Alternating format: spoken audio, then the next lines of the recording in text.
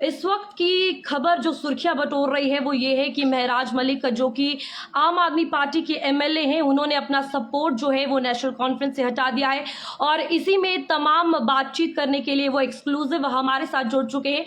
उनसे जानेंगे कि आखिरकार क्या हुआ, क्या वजह रही जो ये फैसला लेना पड़ा। तो महराज जी, सबसे पहले आपका बहुत बहुत स्वागत है। ऐसा क्या हुआ जो ये फैसला लेना पड़ा? सपोर्ट जो है वो क्लियरली आपने छोड़ दी नेशनल कॉन्फ्रेंस की एक तरफ। जब सरकार बनी थी तो आप बढ़ चढ़कर सपोर्ट में आए थे और आज ये फैसला लिया गया।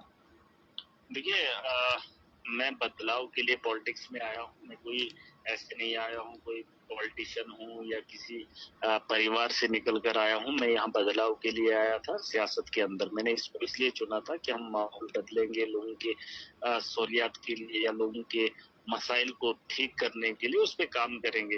आपको याद होगा दिल्ली के अंदर जब आंदोलन हुआ था, उसके बाद चुनाव हुए थे। चुनाव होने के बाद हमारी एक सरकार बनी थी अरविंद केजरीवाल जी, जिसके चीफ मिनिस्टर पहली बार बने थे।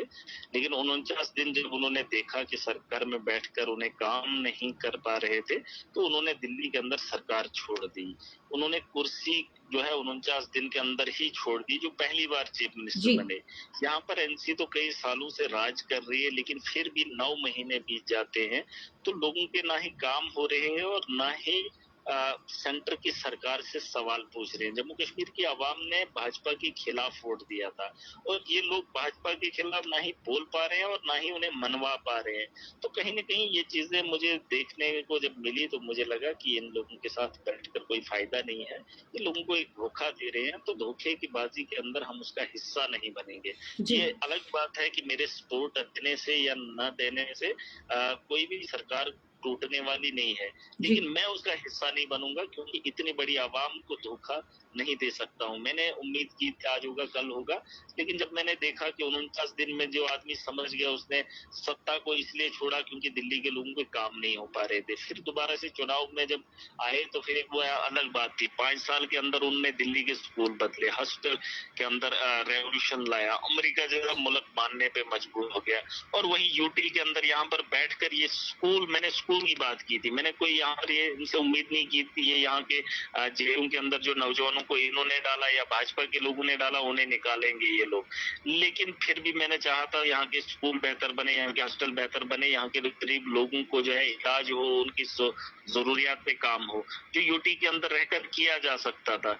लेकिन उसको करने के लिए भी आप मोदी जी के तलवे चाटेंगे, अमित शाह के तलवे चाटेंगे, वो चीजें हम बर्दाश्त नहीं करेंगे। हम लोगों का मुस्तकबिल के साथ खिलवाड़ नहीं देख सकते हैं, तो इसलिए मैंने समर्थन वापस लिया। इनके बस की बात नहीं है, ये सिर्फ यहाँ पर कई ऐसे मसले हैं जिसमें क्लियरली आपने कहा, चाहे वो गरीबों का मुद्दा हो या फिर ये भी कहा जा रहा है कि जीएमसी वाले मुद्दे से भी नाराजगी आपकी कहीं ना कहीं थी।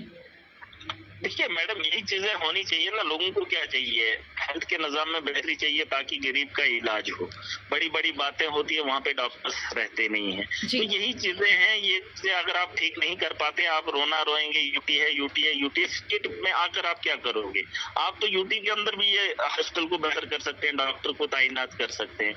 मुझे असेंबली के अंदर बोलना पड़ रहा है तब भी ठीक नहीं हो रहा है, मुझे यहाँ पे लड़ना पड़ रहा है तब भी ठीक नहीं हो रहा है। स्कूलों के हुलिये को बेहतर करने के लिए इनके पास पॉलिसी नहीं है ना। बिजली को जो है 24 घंटे देने की इनके पास पॉलिसी नहीं है। स्मार्ट मीटर लगाते लगाते लोगों का जनाजा इन्होंने निकाल दिया, किराए में कोई कमी नहीं हुई।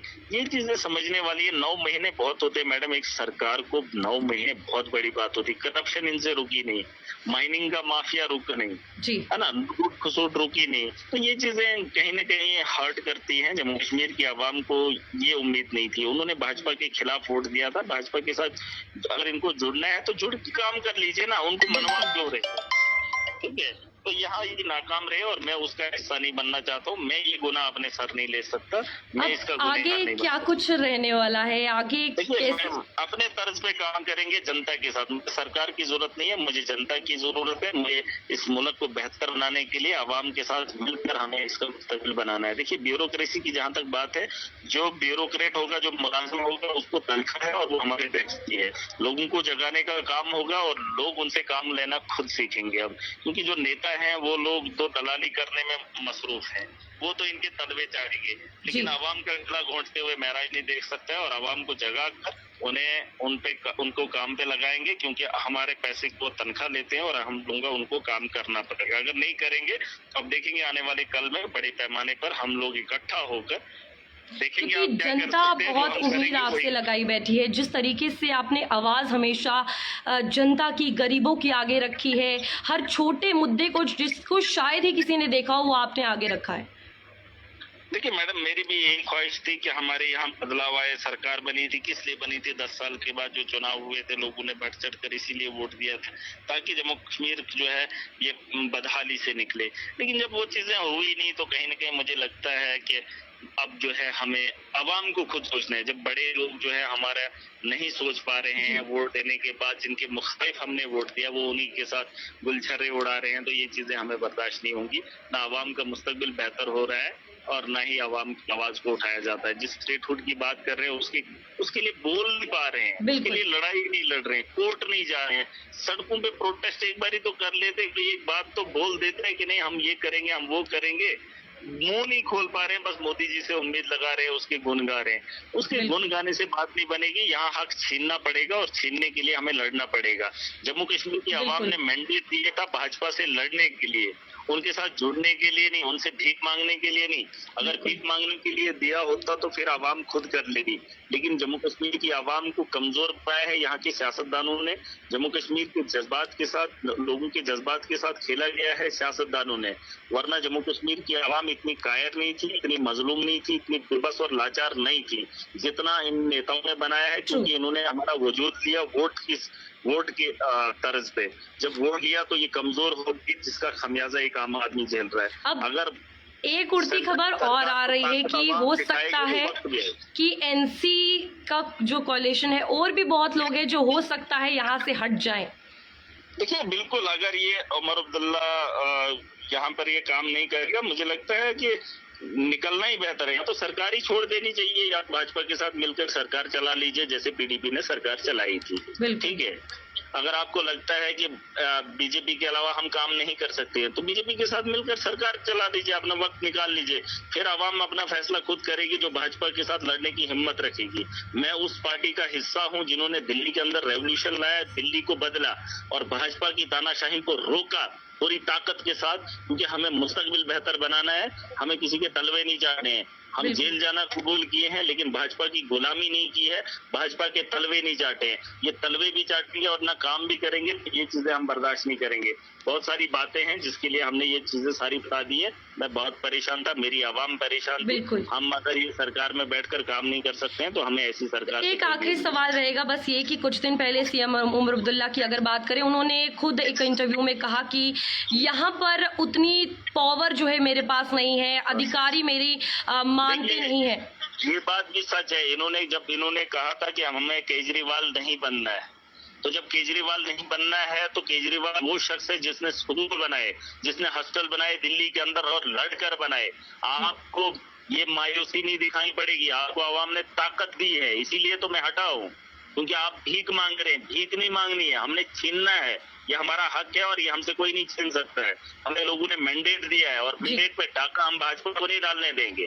और ये रोना ऐसे नहीं रोना है, आपको काम करने के लिए लड़ना पड़ेगा। अगर आप रोएंगे और लड़ेंगे नहीं तो फिर आप कमजोर अवाम को मत दिखाइए, जम्मू कश्मीर की अवाम को इतना कमजोर मत दिखाइए। हम कमजोर नहीं है, हम अपना हक छीनना जानते हैं। हमारी बेबसी तुम्हारी वजह से है। हम इतने लाचार, मजबूर और निहत्ते नहीं है, तुमने हमें कमजोर बनाया है। हम कमजोर नहीं है, कमजोरी हमारी ये है कि हमने कमजोरों के हाथों को मजबूत समझा था।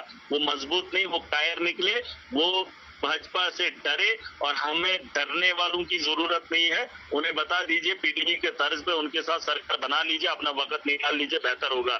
जम्मू कश्मीर की आवाम अपना मुस्तकबिल खुद बनाएगी। ठीक है महराज जी, बहुत बहुत धन्यवाद अपना समय हमें देने के लिए और तमाम बातें बताने के लिए। और फिलहाल आपने सुना कि किस तरीके से यहाँ पर महराज मलिक जो कि आम आदमी पार्टी के एमएलए है, उनकी तरफ से जो एनसी की सपोर्ट जो है उन्होंने हटा दी है। अपनी सपोर्ट जो वो नेशनल कॉन्फ्रेंस को शुरू से सरकार सरकार जब बनी थी देते हुए नजर आ रहे थे।